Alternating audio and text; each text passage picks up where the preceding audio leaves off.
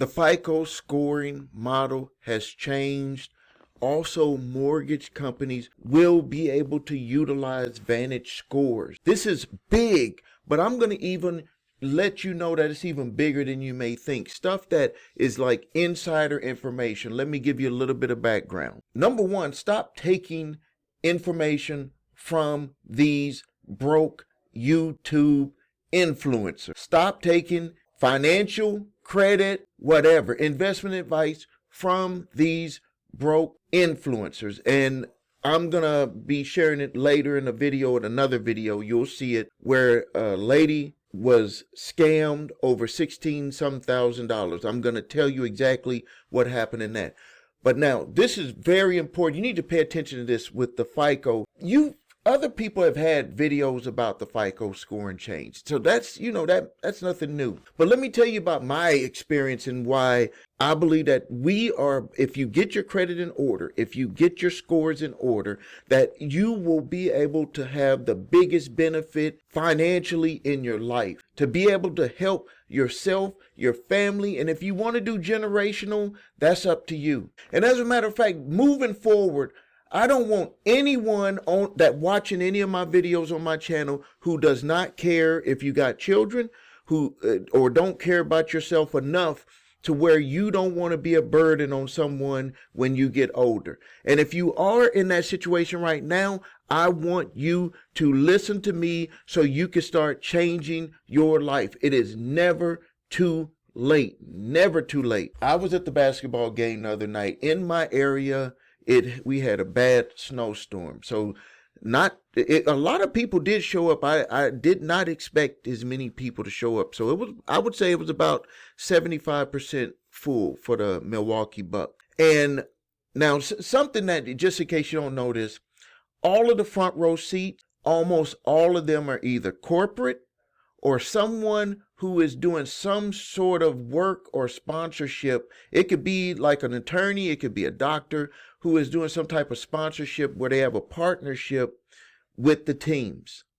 That's the front row seats. So corporate sponsorship with the teams, like big name people. And in some areas, depending on where you live at, they'll have like a celebrity or someone where they work out a deal. That person is used as a draw, especially for the sorry teams. Now, the second row, that's where you'll see people who really buy the seats. And my wife and I have second row seats. And in front of us, there's 4 seats owned by a corporation. And we didn't know, we thought it was a real estate company. And off and on, we'll see the same people, but it's always a new group of people. And they're like, like celebrating, like the company let us come and we're sitting front row here. Because of the snowstorm, 2 of the people didn't show up that was with that company. And we thought it was a real estate company. And it was 2 younger guys. We were in the ushers. They were like telling us, hey, you could move around because a lot of people are just not going to be showing up. And if you wanted to move to even to the middle or whatever, even though our seats are right there on the end, on the baseline, I'm like, well, if we want to move, we can move, but we love our seats. But the 4 people didn't show up. Only 2 of them showed up, and we were talking to the guys. We were like, well, can we sit next to you? They were like, sure, come on in. The executives with the company, it's with a bank, so I'll let you know that. I was like, he said, I don't think they're going to show up. I said, yeah, they're not tough enough to go out in the snow. And he was like, yeah, I don't think so. And so we sat next to them the whole night. Now, it ended up that this is a bank that owns those seats. They own 4 seats. Major sponsor. And during the game, we got to talking with the guy. He was probably about 26 years old. And he's been with the bank for, I think, 3 years. And I said, well, what do you do at the bank? He said, I'm an underwriter. And I was like, oh. As soon as he said underwriter, it caught my attention. I'm going to try to get him on my show if he's allowed to do it. He may not be allowed to do it, but he said he's an underwriter. Maybe I'll put him on the show and he'll be like blacked out because he's going to be dropping some gold nuggets, some platinum nuggets. What he told me and what I'm about to share with you right now is nuggets. The number one thing that he was saying about underwriting. And it's crazy how the universe works. One of my LinkedIn, uh, uh, what do you call them? Friends or whatever, business associates on LinkedIn, they just got hired as an underwriter. So it's like the universe, when something happens, then all of a sudden something else happens. That's why if you watch my video, you're watching the right video on purpose. You don't even know it yet. He told me that if people got their credit in order, got their scores to a good range, he didn't even say it had to be perfect, just to a very good range, that the opportunities with banks, with what they're doing on the inside, with the new FICO scoring system, with the new opportunities that are coming for people to be able to have their scores and payment history recorded on their credit reports from things like their cell phone, what else? What other stuff? Electric bill, internet service, all of these things, rent, all of this stuff that, we've been telling people you could get that stuff on your credit. It'll help your credit scores go up. But he was telling me that it's going to even mean more for the underwriting process, that they're training them right now. They've been training them, but they're even more focused on training them, because in 2026, it's just going to be like the doors are going to be wide open for people who took care and got their credit right, got their scores to a good level, that they're going to be able to get a house, they're going to be able to get a car, business loans. He worked in the business lending department, underwriting also. He was just like, this stuff, it is going to be just a gold rush for people if they get themselves in order. So my question to you, are you going to sit there and watch it happen for everybody, or are you going to do something about your credit right now? So if you're going to do something about your credit, the links are below this video. I want to get that out early. Get started with us. Now, let's talk about what's going to be, it's already in effect, but it's going to be going into full effect in 2026. So now, there's two new scores, and it's been rolling out. FICO score 10 BNPL, FICO score 10T BNPL. What does BNPL stand for? Buy now, pay later. Klarna, Affirm, Afterpay. Any of those buy now, pay laters will be those payment. You're going to get credit for that on your credit reports. You will get credit for that on your credit reports. Now, that's not new. The insider information that I just gave you is what's new, is that it's going to really, truly mean something. I know the influencers, even myself, when we talk about it and having that information on your credit reports with the rent income, rent payments and all of that stuff, to me, it's always been important, because you're going to get your credit. You're going to get credit for it. It's going to help your scores. It's going to show some payment history. But to get an insider who is in the underwriting department with a major bank, national, United States National Bank, to get that information, that is like gold, because it's like, this stuff does matter, and we've been getting trained, and it's going to be even more important in 2026. So don't disregard doing that stuff. And also protect your credit, because there's a whole bunch of opportunity that's going to be coming out for you to be able to utilize your credit for mortgages. And that's what we're going to talk about right now. So the mortgage world moved away from the classic FICO towards a newer model. Fannie Mae, Freddie Mac, they just approved the Vantage Score 4.0. Vantage Score, we always know, a lot of people would ask us, what's the difference between the Vantage Score and the FICO score? The Vantage Score had a lot of those other inserted payment things on there, like the rent reporter, the cell phone bill, utility, if it's not already on your credit report. Some utility companies report, some of them don't. Anything that wasn't reported that you put payments on, you could go into these different services like Experian, Boost, TransUnion, I think has something. And then there's just individual companies that have products where they will put that information on your credit reports. The mortgage companies will be able to utilize that in figuring out your scores. How do the mortgage companies utilize that to figure out your scores? underwriting. Just in case you don't understand or don't know what an underwriter is, an underwriter will look at your stuff. Underwriter's going to look at that application. Underwriter's going to do this assessment, and it's probably done by AI, but it's still programmed, and the important features of it is placed in there by a human being. So that underwriting process is going to look at your payment history. It's going to look at the way that you're running your household. It's going to look at your expenses. It's going to figure out all of this stuff. And it's going to know that you do have payment history if you don't have, a lot of payment history. But also if you went through a credit repair process and you don't want to get yourself stuck with debt and all of these other inquiries and stuff, by utilizing those, you're going to have your scores jump up without going out there and applying for credit and getting yourself back into debt. So the mortgage companies will be using a Vantage Score 4.0, or they'll use the classic FICO, the FICO 10, to be able to approve you for any loans.